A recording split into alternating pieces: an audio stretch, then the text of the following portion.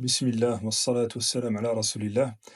Donc on est sur la suite du cours de Tajwid qui est donné sur le site devient-arabophone.com, devient avec un S. Donc là, c'est un extrait court. Donc ici, en premier lieu, on va parler de al-idhar. Al-idhar, donc c'est une règle de Tajwid qui concerne une lettre bien spécifique de la langue arabe qu'on retrouve dans le Coran qui est le Nun. Donc qui est vraiment le Nun. Donc, vous voyez là, il y a le Noun, il est juste ici derrière. C'est de ce Noun-là qu'on parle. Donc, le Noun avec un soukoun au-dessus. Donc, le Noun avec un soukoun au-dessus, il va être concerné par trois règles spécifiques.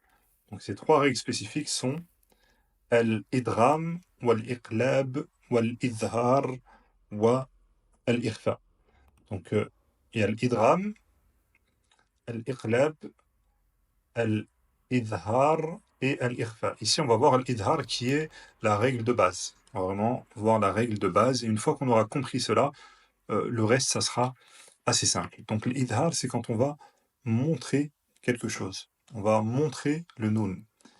L'ikhfa, c'est quand on va le cacher. Al-idram, c'est quand on va faire la liaison avec la lettre suivante. Et al-iqlab, c'est quand on va la changer. On va changer le nun. Donc le nun, déjà, dans la langue arabe, c'est important de savoir qu'il y a des livres qui ont été écrits dans la langue arabe qui concernent makharij al-huruf. Donc, makhraj al-harf, d'où sort le son de la lettre. Donc il y a des livres qui ont été écrits spécifiquement autour de ce sujet-là, pour que les personnes puissent prononcer correctement les lettres dans la langue arabe. Parce qu'il y a des lettres qui peuvent être assez subtiles en fonction des origines des personnes. On a par exemple le Ain, le Kha qui peuvent poser souci, le Rein pas trop, ça ressemble un peu au R, le Ha et le Ha. Donc le Ha et le Kha, le Ain et le Ha. Donc ces quatre lettres, souvent elles vont poser des problèmes aux personnes qui ne sont pas arabophones.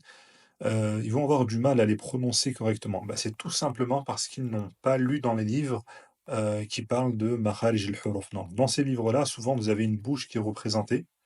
Et ça va vous dire, par exemple, le son il est censé sortir de tel endroit, plus du côté de la gorge, plus du côté du palais.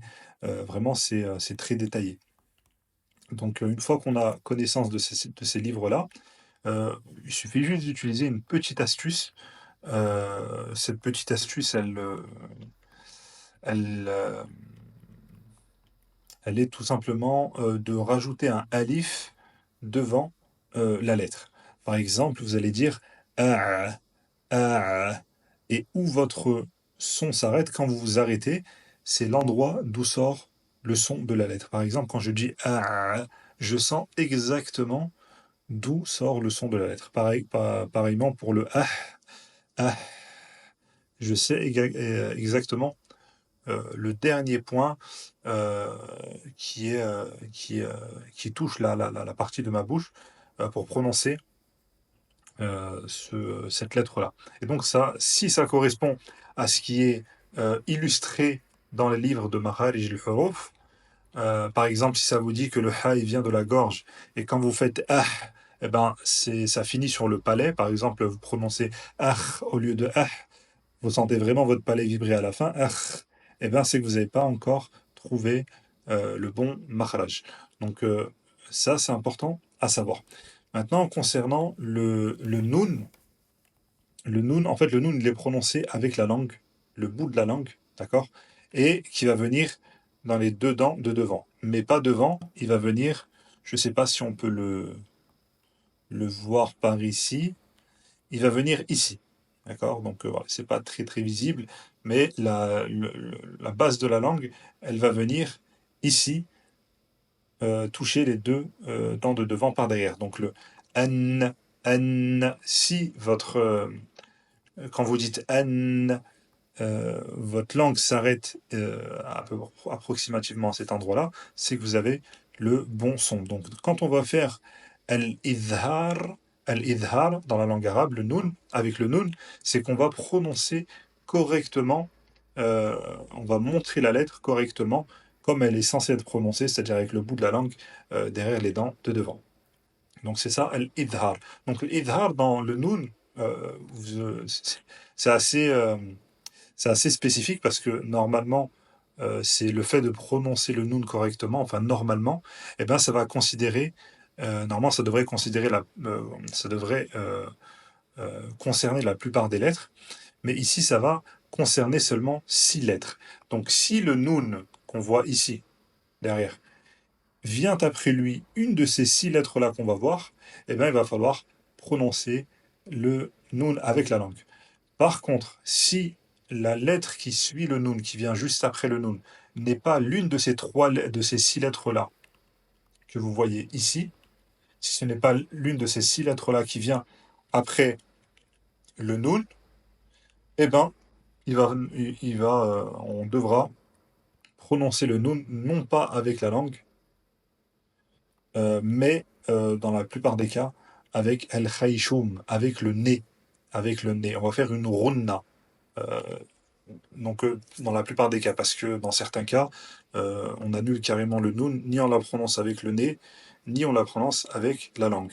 On l'annule complètement. Et ça, c'est dans le cas où elle est suivie, vient juste après un lam. Par exemple, ici, vous avez dans le Coran, Wailun likulli humazatin lumaza. Donc, on a le.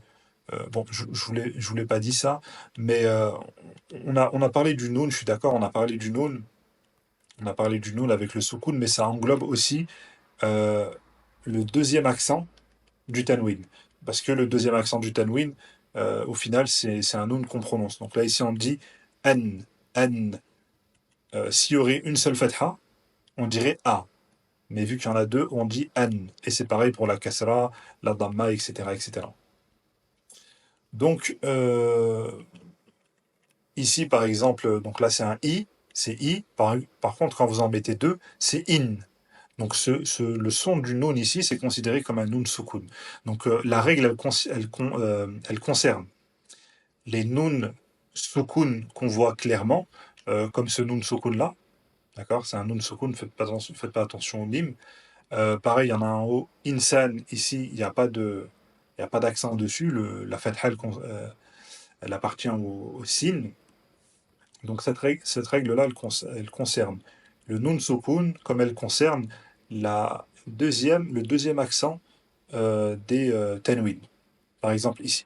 Donc dans le cas où il y a un lam qui vient juste après le tanwin, donc le son du nun, et bien là on va annuler complètement la prononciation du son nun. Ni on va le prononcer avec la langue, d'accord? Ni on va le prononcer avec la langue, ni on va le prononcer avec al-khayshum, avec la cavité nasale.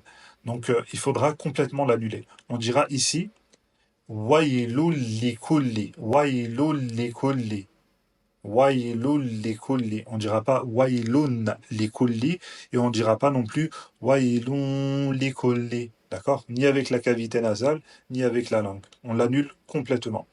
Donc, par exemple, ici également, on ne dira pas Rumazatin Lumaza, ni Rumazatin Lumaza, on dira Rumazatid Lumaza, comme s'il n'existait pas. D'accord? Donc, c'est pour ça que je le dis dans la plupart des cas.